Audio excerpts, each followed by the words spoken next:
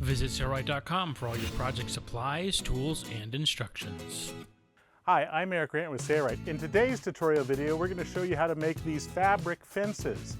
These fabric fences just wrap around 2x4 beams, and we have 4x4 posts in the ground. These are all treated lumber, and they wrap around the front side and the back side, and then they're stapled at the top, and they have a cap board at the top. So if your fabric gets damaged, you can simply unscrew the cap board, remove the staples, and replace the fabric. And we think they look gorgeous. We're hiding some pool equipment here, and this actually makes it look beautiful. In this first chapter, we'll have a short discussion on our structure recommendations. We've installed our frame for our fabric fence using vinyl mesh fabric. And what we've used is we've used treated 2x4s here across the top, treated 2x4 in the center just to support the two 2x4s that go horizontal. So this one's vertical. And we use treated 4x4 posts, and we set them in the ground according to the standards that are necessary for our location. And we are ready to install the fabric. Now, here's some recommendations. Okay, we've determined that this is the highest spot of the ground. It's uneven in other spots, and so at the highest level of ground, I want this horizontal to be about 5 inches from the ground. We want that because we don't want the fabric too close to the ground. We want it up a little bit higher, and then we can level all of these once we get this one set to every other one. So leave about 5 inches. It doesn't have to be exact. Since we're going to be wrapping this with fabric, all we did to secure the 2x4s to the 4x4 is use wood screws. And these wood screws are approved for treated lumber, so make sure you purchase the right ones. Now, setting posts, you don't have to have all of them be the exact same height. After we're done installing the fabric, we're going to come by and cut them at a specific length, whatever you'd like for your preference. I wouldn't cut them level. I'd cut them up a few inches if I were you. You could go higher if you want, and then we're going to cap them. In this chapter, we'll be measuring for our fabric panels. We're just going to demonstrate this one for measuring for the fabric. Now, when you measure from post to post, I know ours is 60 inches from interior face to interior face. So we recommend that the gap between here be approximately 1 inch for the post. That way, if any dirt or debris gets in here, you can use a blower or an air hose, and you can blow it out. So now that we know the width of our fabric, we need to know basically the length. Now, I like to cover the front side, wrap under the bottom side of the horizontal beam, and come up the back side, and we're going to staple it to the top here and staple it to the top here. So we need enough fabric to accommodate for that. That's 3.5 inches at the bottom. That's the height all the way up to the top. Plus, you want to have at least 4 to 5 inches for wrap this way and 4 to 5 inches for wrap that way, and then you'll cut it to size. So your length times 2 plus 3.5 plus 5 plus 5. This is a side view of our structure, and the fabric is actually going to be stapled here, wrap around the bottom, and back up to the top and be stapled again. For our width measurement, we're going to measure from post to post minus 2 inches. This will equal our finished panel width. If our finished panel width requires fabric panels to be sewn together, add 1 inch extra for each semi-flat felled seam. In this next chapter, we'll be cutting our fabric panels to size. So the first thing I need to do is I need to cut the length at 132 inches for us. So what I like to do is I have a table that's not 132 inches, so I take a tape measure. So I've put my tape measure on the edge of the table, and I like to have a little bit of room so that the roll can actually sit on the table. So I've marked it at 66 inches, and then I can clear my tape. Now all I have to do is match up the fabric to the edge of the table, since I don't have a long enough table, which is here, and then I just take a pencil and I mark it at that 66 inches. Then you can just take the fabric and roll it down and put the mark on the edge of the table right there, and roll it to your next measurement. And now we have 132 inches, and we can cut it there. So I like to use a T-square to mark the fabric, so I have a perpendicular line from the edge. And this is a scribe ball pencil, but you could use just a regular pencil as well. and we're going to cut on that line. There's no reason to use a hot knife. The fabric doesn't really unravel much. You may see little fiber sticking out from the cut edge, but hey, this is a fence. Nobody's ever going to look up close to it. So we're going to cut it with scissors, and we're going to cut all of our panels to the right size as we discussed, and then we'll come back and show you how to sew them together if you need more width than the 54 inches, which you probably will. This is Textiline Sunshire, a different brand than Fifertex Plus. And you can see on some of the Fifertex Pluses and some of the Textiline fabrics, the selvage edge is not finished. Now, if you measure from selvage edge to selvage edge, you actually get more than 54 inches, which is what we advertise for the width. So in this scenario, I would use a straight edge, and I would cut somewhere within this selvage edge so that I was into good fabric if you have a edge like this, and just use scissors to do that. So I'd have a line and then cut. Before you get into this chapter on how to join panels together to add more width, I want you to know that this doesn't have to be a sewing project. This can be a no-sew project. If you choose a 54-inch wide vinyl mesh fabric like Fifertex Plus or Textiline Sunshire or other brands like that, you just need to space the posts 2 inches more apart. So a 54-inch fabric, space the posts at 56 inches, and you don't have to sew panels together. Or if you choose Solstice 86 vinyl fabric from Sailrite, it is 69 inches wide. So add 2 inches to that, and you need to space your 4x4 posts at 71 inches, and you don't have to sew panels together. It's your choice. Coming up next, we'll be sewing our panels together. This is my 54-inch panel, and this is my additional panel to make it wider. And I'm going to put a seam stick 3/8 inch all along this edge. This is actually a seam stick for canvas, part number 129. It sticks really, really well, and we're going to go all the way down this edge. What I'm going to do is stop here and peel off the transfer paper so I don't have to move the fabric twice. And you're left with the glue. The glue sticks exceptionally well to the vinyl. And then we're going to take this panel. We're going to do a semi-flat filled seam here because you aren't going to see the back side. Remember, we're not worried about stripes being perfectly matched up. We think it's going to look good just like this anyway. If you have a solid, you wouldn't have to worry about that at all. And we're just going to match up the edges as best as possible, like this. And if it's off, we'll peel it up and re-stick it.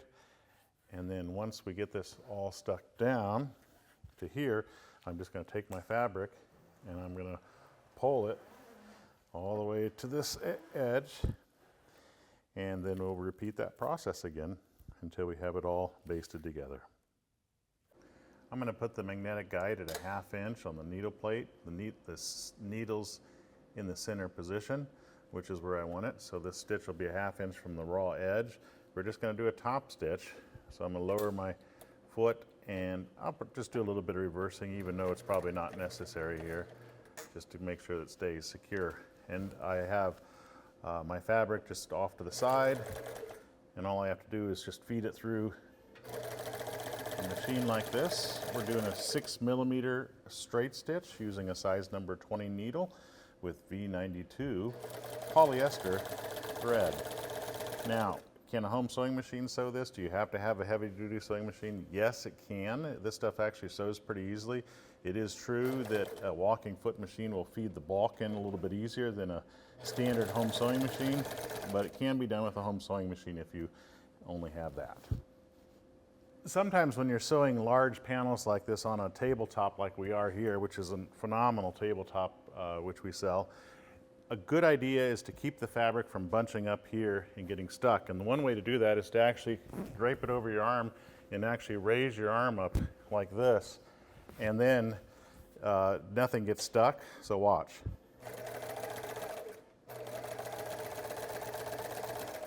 And then when I need to adjust, I make sure the needle's buried, and then I just move my arm out here, and I have a nice straight assembly.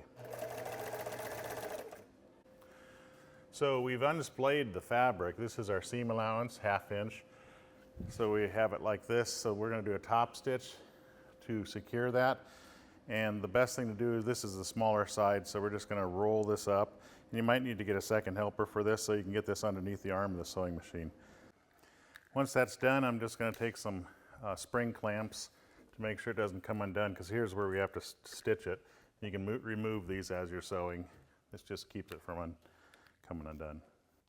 So this is our seam allowance back here of a 1/2 inch, and we want this to roll whichever way, doesn't matter. It naturally wants to roll this way, so this is the way I'm going to put my top stitch in over here at about 1/8 inch from that first primary stitch. I've removed the magnetic guide, and I'm going to just use this left side of the outside foot as my guide here to keep this stitch nice and straight. And I want to splay this fabric out as I sew. So I'm going to start here. So I've got it splayed both left and right, and I'm going to go a little bit slow on this just to make sure that it looks nice. If any of the fabric gets caught under the sewing machine table, I need to make sure that it doesn't stop the process. So splay it out. Bury the needle when you stop so you can make adjustments and you're not stuck on your chair or anything like that. And just fold the fabric whatever way you can to keep this looking nice. In this chapter, we'll be installing the fabric panels onto our structure. So we had to join 2 panels together, and we have a semi-flat felled seam here. We want the seam, the raw seam, on the inside, so facing up against the fence or to the middle of the fence, so the decorative side is out. So what I'm going to do is I'm going to lap this over the top and put it approximately 1 inch from the post, and then use my spring clamp to pre-position it. Now that's not the right position yet, but I'm just getting it ready for this. I'm going to use this one, and then I'm going to do the other 2.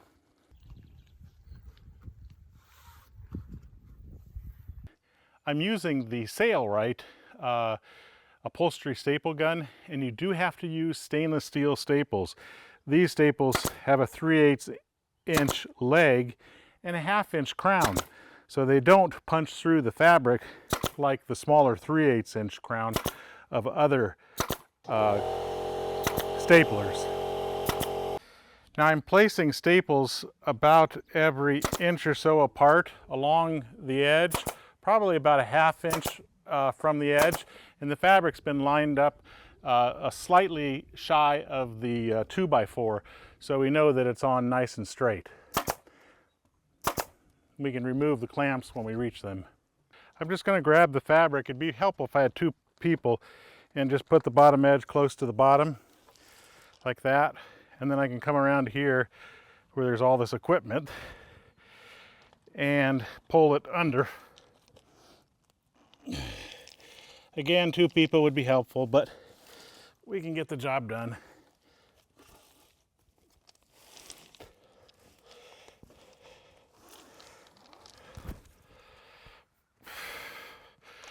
On the ends we can use the clamps, but we can't in the middle because now we have fabric that won't allow us to clamp easily. So I'm going to pull this tight. And actually, if you put some pressure down here and do that, it pulls really nice and tight. And then as long as it matches up here at the top, it should be nice and straight. And it does. So I'm going to put a clamp on the inside. The fabric has to bend around a little bit, but at least that holds it in place for now. Now I can concentrate on the other end. I've got it clamped in place, and I pulled it really tight. And we can probably get rid of this pony clamp if I can keep my stapler up here. Yep, I can get rid of that. And what I want to do is I want to get a staple fairly close to this edge. Oops, I hit a screw. That's why that one went in like that. So I just put another one in. And then you want to pull tightly like that and put another one in. We will put them closer together because you can actually, watch this, see that fabric move? You can actually do that after we're done, but right now I'm going to put them about 3 or 4 inches apart, pulling super tight as I go. So where I'm applying the pressure is right here where my hand is, so that's where the staple's going to go. Then I can always come back and do that. So I'm going to pull here nice and tight, put staples close to the edge, and we're just going to keep doing this. And it's amazing what you can do in the middle. When you're done, you can actually pull it and put a staple in the middle. So again, 3 or 4 inches apart, then come back and do the middle afterwards. So if you have a second helper, it can definitely help rather than just doing it all by yourself, because he can pull it nice and tight as I staple everything down in place. Pull over here, yeah. There you go, perfect. Nice. Now the excess over here will be cut off. We're going to have a capper board that goes down here. I'm just going to trim the excess off. Doesn't really matter. I like to have a little bit of extra fabric in case I have problems where I can come back and pull on it again, but I definitely don't want it to overlap.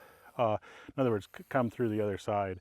Make sure you don't cut the fabric underneath it. Okay, just for good measure, we're going to put a staple kind of at a 45 degree right down here, nowhere else, on both sides at all 4 corners. And the reason being is that we don't want the fabric to shift at all. We don't think it will, but that'll ensure that it will not. All that's left to do is to screw in our capping board. This gives it a nice finished look and can be removed if the panels need to be replaced in the future.